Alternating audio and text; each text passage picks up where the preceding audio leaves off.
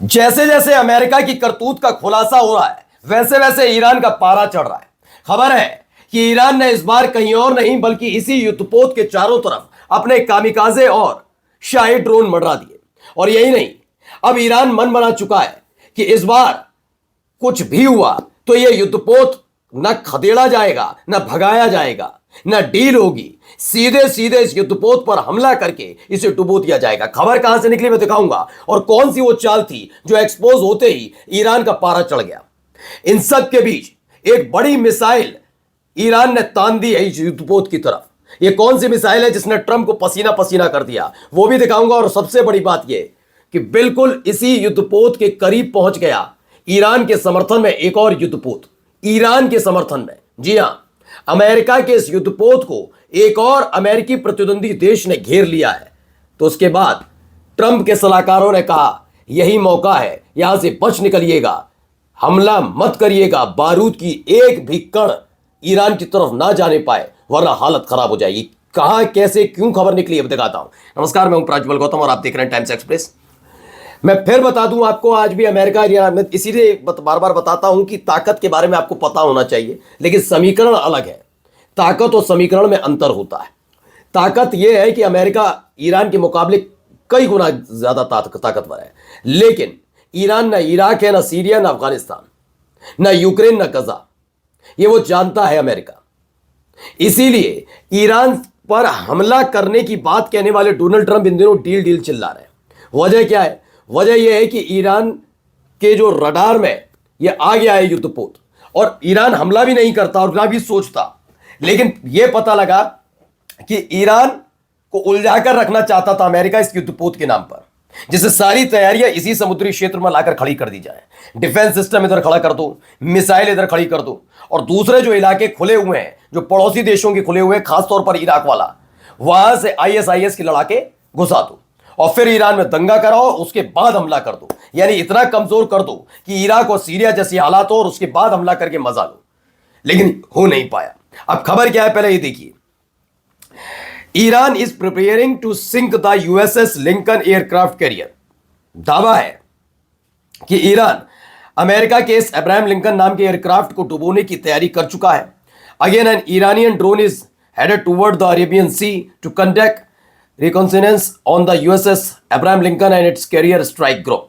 The Iranian are conducting unprecedented level of drone reconnaissance even after warning from CENTCOM. CENTCOM क्या है? Central command. मैंने बताया था America की जो सेना है, क्योंकि एक होती है सेना किसी भी देश की, वो अपने देश की रक्षा करती है, लेकिन अमेरिका की हरकत क्या है कि वो दूसरे देशों में हस्तक्षेप करने का बहुत आदी है, जिससे उसके हथियार बिकते रहे।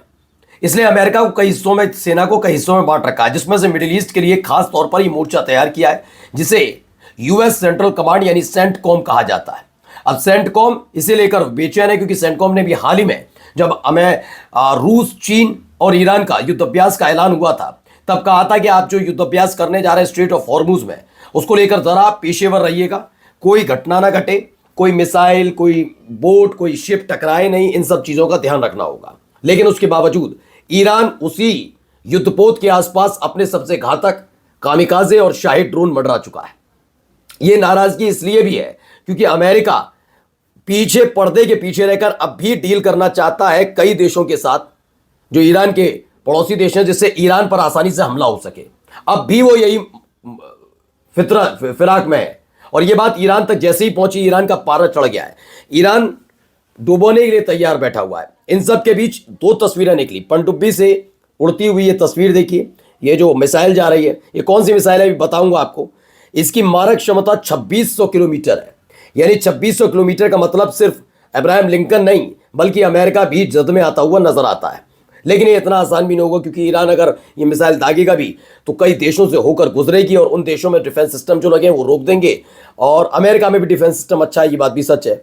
तो नुकसान तो उतना अमेरिका को नहीं हुआ, लेकिन डर तो रहता है कि उसके अमेरिका पर हमला होना बहुत बड़ी बात है भाई। अमेरिका पर हमला हो गया, ये बड़ी बात है।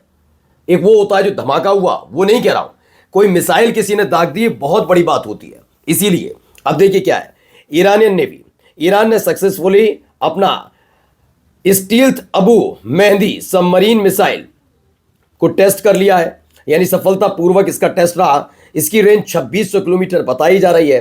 दावा है कि अब यूएसएस अब्राहम लिंकन नाम का ये जो युद्धपोत है पूरी तरह से ईरान के दायरे में आ गया है, यानी रडार में है। एक गलती और ऐसी कई मिसाइलें दागने के लिए ईरान तैयार बैठा है।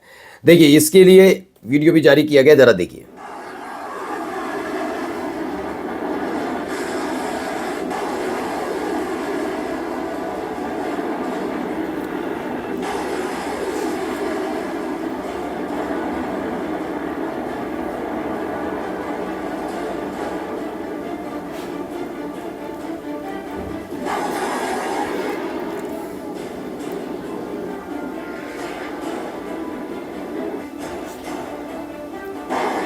ये देखिए, एक के बाद एक मिसाइल उसी इलाके में दागी जा रही हैं।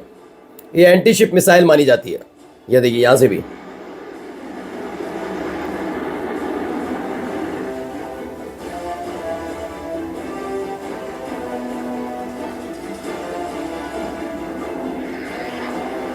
ये देखिए, इस तरीके से अटैक करेगी और स्वाहा कर देगी, ऐसा दावा।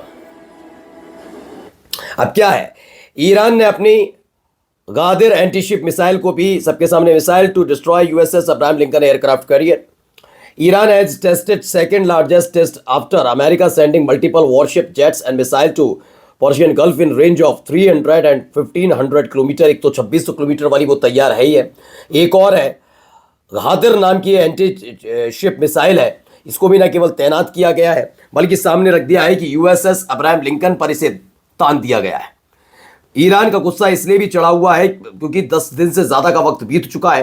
अमेरिका अपनी दादागिरी दिखाने की कोशिश कर रहा है और जब उसकी हालत खराब होती है तो वो डील डील चिल्लाता है। लेकिन एक और देश का शिप पहुंच गया है। ये शिप देखिए, ये भी स्पाई शिप माना जाता है। चीन का ये स्पाई शिप है जो यूएसएस अब्राहम लिंकन के बिल्कुल करीब पहुंचा है। अच्छा, आप कहेंगे कि अगर ये है चीन और अमेरिका में तो तनाव है, या इतना पास कैसे पहुंच सकता, तो उसकी भी एक कहानी है। दरअसल आपको मैंने बताया था कि युद्ध अभ्यास वाली बात चल रही है, तो ये युद्ध अभ्यास हो रहा है उसने, और अमेरिका ये नहीं कह सकता कि चीन का शिप यहां क्या कर रहा है। इसलिए नहीं कह सकता क्योंकि अमेरिका का ये इलाका नहीं है। हाँ, अमेरिकी इलाके में अगर चीन का शिप पहुंचता है तो ये गलत बात हो जाएगी क्योंकि आप उनके टेरिटरी में जा रहे हैं। अमेरिका पहले से ही उस स्वतंत्र इलाके में खड़ा हुआ है जहां पर किसी का कब्जा नहीं है, किसी देश का। ऐसे में चीन भी उतना ही स्वतंत्र है कि वो अपने शिप इस इलाके में भेज सके। अगर चीन पर लेकर आपत्ति जताई जाएगी तो अमेरिका से भी पूछा जाएगा आपका ये युद्धपोत यहां कर रहा है, क्या कर रहा है, इससे थोड़ा दिक्कत है। अब आइए, जाते जाते खबर, ट्रंप ने एक महत्वपूर्ण बैठक बुलाई। यह बैठक इसलिए बुलाई गई थी क्योंकि घिर चुके अमेरिका के सामने ये था कि ईरान पर अटैक करके और तुरंत वहां से निकल आया जाए, कुछ लॉन्ग टर्म ये युद्ध ना चले, ऐसा वॉशिंगटन जर्नल की खबर थी। इस पर दावा किया जा रहा है कि उनके एडवाइजर जो, उनके सलाहकार जो हैं, उन्होंने कहा कि ऐसा कोई भी ऑप्शन नहीं है, मतलब कि ये मुनासिब ही नहीं है और मुमकिन ही नहीं है कि आप हमला करें और बड़े आसानी से निकल आए। क्योंकि भाई शिप है, युद्धपोत है ना, वो तैरेगा ना, उसमें पहिए थोड़ी ना लगे हैं कि 500 की स्पीड पर दौड़ा दिया जाएगा। ऐसा नहीं हो सकता, धीरे धीरे जाएगा। उससे तेज तो मिसाइल दौड़ती है, एक हमला उसके बाद सब कुछ बर्बाद। नमस्कार।